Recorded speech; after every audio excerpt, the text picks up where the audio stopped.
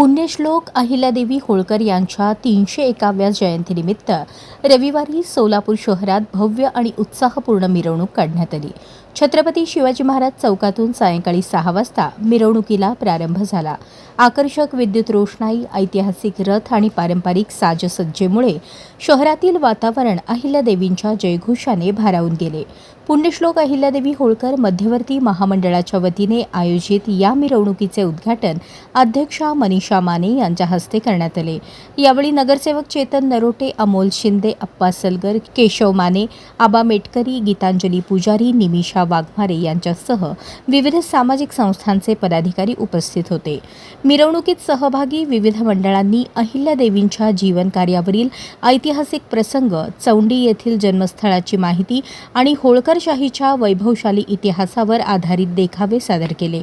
धनगरी वेशभूषेत सहभागी झालेल्या युवक युवतींनी मिरवणुकीत विशेष आकर्षण निर्माण केले, तर सजवलेल्या अहिल्यादेवींच्या मूर्ती आणि ऐतिहासिक रथांनी नागरिकांची मने जिंकली। एकोट एकोट जय मल्हार।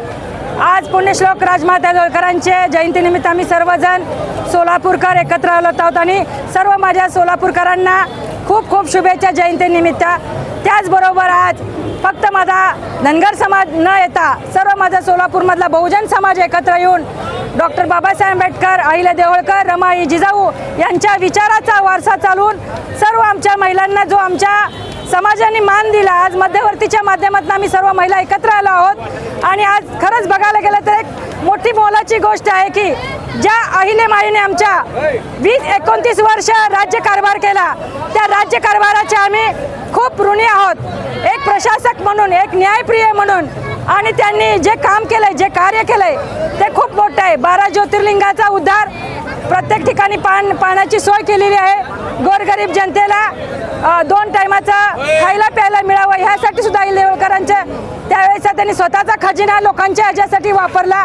आणि याचबरोबर मला एवढं सांगायचं आहे, महापुरुषांचे विचार आचार अवलंबा, कुठेतरी डीजे लावून इतर काही गोष्टी न करता तुम्ही पारंपरिक वेदाला जर खरं तुम्ही घेतलं तर आपलं सोलापूर सुधरेल आणि आपली युवा पिढी पुढे जाईल।